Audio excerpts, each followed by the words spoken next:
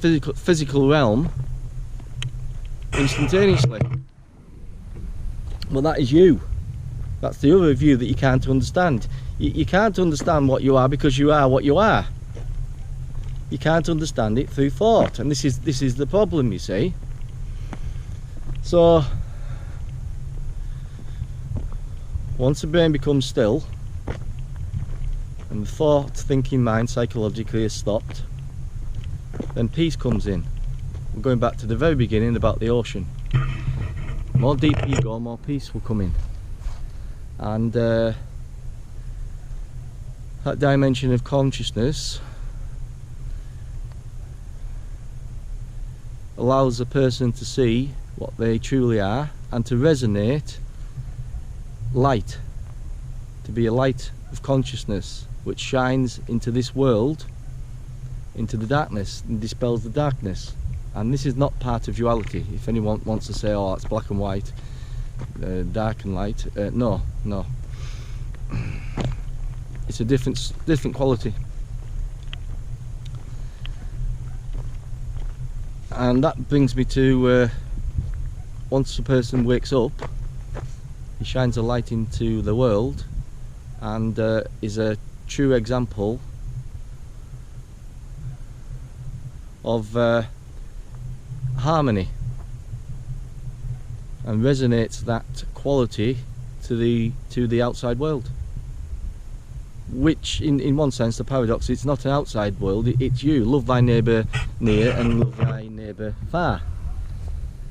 So I'll leave that with you for now, and maybe we'll publish this one on the internet, and if you want to come along and do a walk and talk with me, we can do. What a lovely day anyway. Bye for now. Take care. Good morning.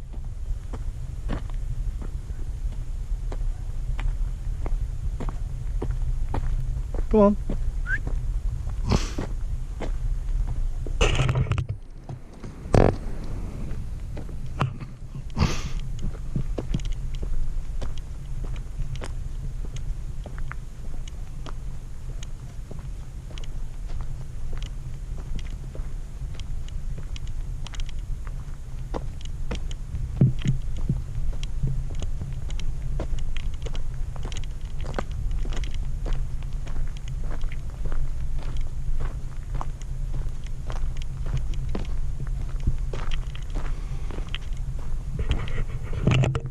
This place is called Robin's Nest. It's a holiday home for people.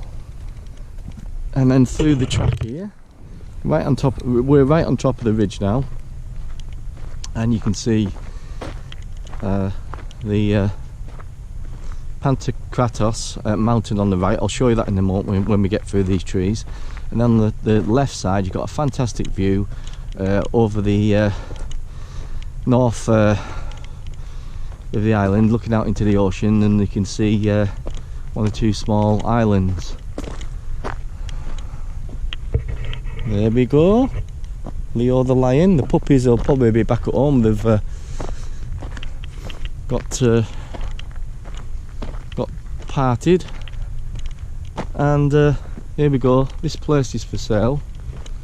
It's called Silver Olives, and I'm considering, also maybe with my brother if he wants to be involved, of opening a spiritual retreat here. It's a lovely place, quite deceptive as the front of the house, but as we look round the perimeter of the wall and we go into the garden, it's got a fantastic lovely swimming pool, lots of trees, plants, flowers, and maybe 3, 4, possibly 5 bedrooms, and it would be enough for small groups of people to come across and to have some dialects, inquire into their cells, and awaken. So I don't think anyone's living here at the moment, but we're just going to have a peek. I think somebody comes and cleans the pool at the moment, so carport. Get a few cars on here. It's quite hazy in the background over there, but you can see over the ocean and see the mountains of Albania. And similar this side, that's a little island out there in the ocean. You can see it's hazy today, so it's a bit difficult, but there's a village. I think that one's Kavasades. But here's the property. I think it'd be ideal to have a retreat here for people to come. Select few people, 4, maybe 5, small group, and inquire into spirituality, practicing spiritual teachings, and awakening Buddha, the awakened one, enlightenment, end of suffering, no more psychological suffering on yourself, and hence no more psychological suffering in the world.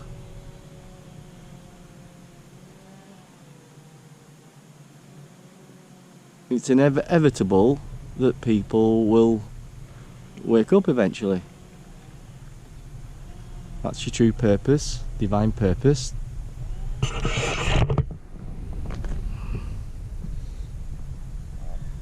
To awaken.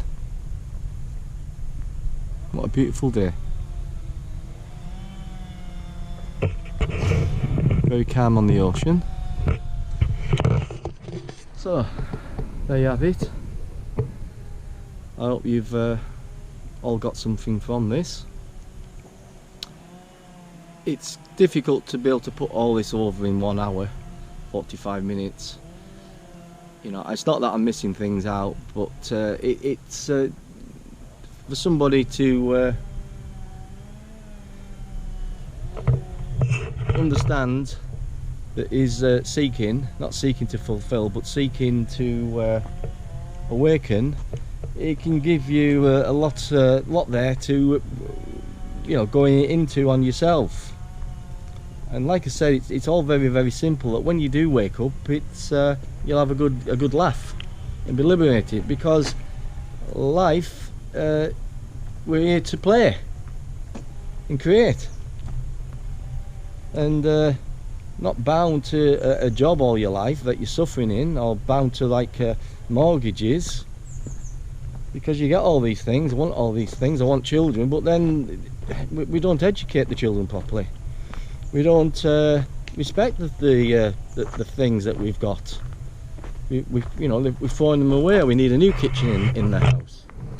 So it's crazy. This is because we're suffering. There's nothing wrong with having material things. I like material things myself. Everything's alive, and it's precious, and life is precious and fragile. And there's only now. So if I say, well, we've got to love each other, well, what is love? Not romantic love, fanciful love. Of yes, we all get into a relationship, and it's got all the honeymoon period to start with, and then things start to go wrong, and people don't want to discuss and sort the problems out. You only can sort your problem out now,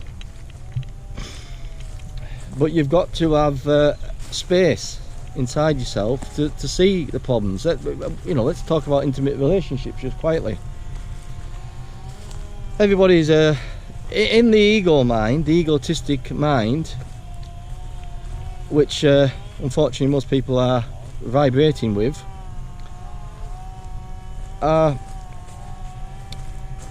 That's a defense and attack mechanism that we're operating from. It's a primitive way of using the mind. You see, we're trying to go beyond thought and thinking, because consciousness is here in its primitive state in the animal, but it's resonating. That's why it has no problems. Say the dog, let's take the dog. It's got no problems. It's in its correct conscious state, primitive state. But humans have we moved beyond primitive consciousness. We've evolved into a being that can conceptualize and think and use creative thoughts to produce you know, values in life, services, products, and there's nothing wrong with that. But we're all operating in that psychological movement of thought with the me, the ego, the greed, the trampleness over other people. So it's limited.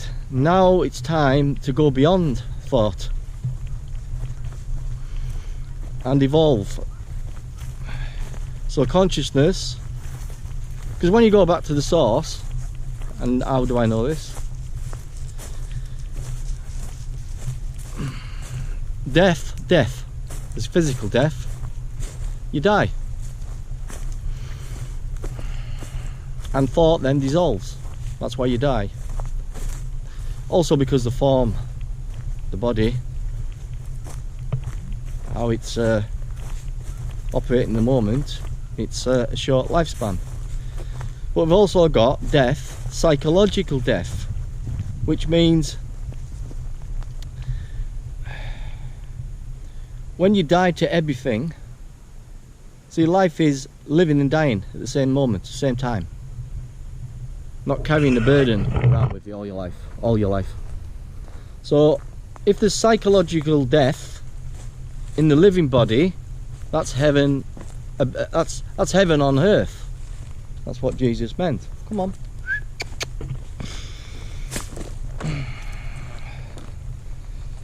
Now the consciousness wants to well, you are consciousness, you see. This is what you are. Your awareness, your consciousness. And that's why it's important to be present, to live now. And if there's no movement from there, and you see what you actually are and don't try to become, you're not going to suffer. So consciousness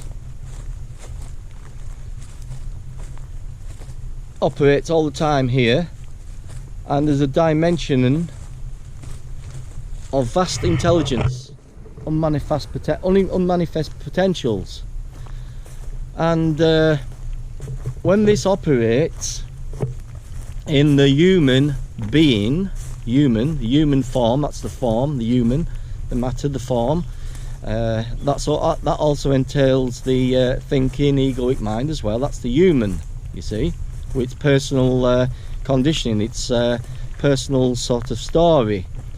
You're still going to have the you know, personal history that's there that you need to look back on to find information, solid information that's concrete, you know, like, well, you know, where to send your bank card to or something, or, you know, you need that knowledge, you see.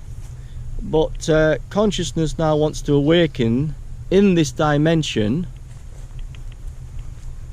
in its pure form. It wants to evolve and awaken into this physical realm.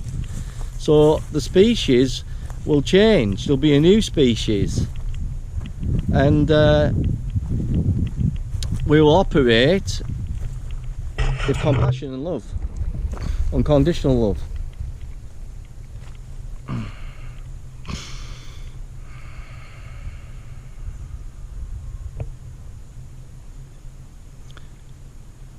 People will live with no psychological confusion anymore, no psychological problems, and there will be true love, and you reflect that love on the outside world with your neighbour, near or far, because that is you. You are the world. But if you're in confusion, you are the world as well. You are creating suffering on the world. A little bit of another sort of tip here is, when we meet and deal with people, we know, you know instantaneously, well, you should do, that when I'm creating suffering on somebody else, tricking them with the mind, using people, all these kinds of things, you see. Now, I never did that. I've never done it. Never, never, never. I could see it and understand it. That brings us to who stood in front of you. I'm just a messenger. Just like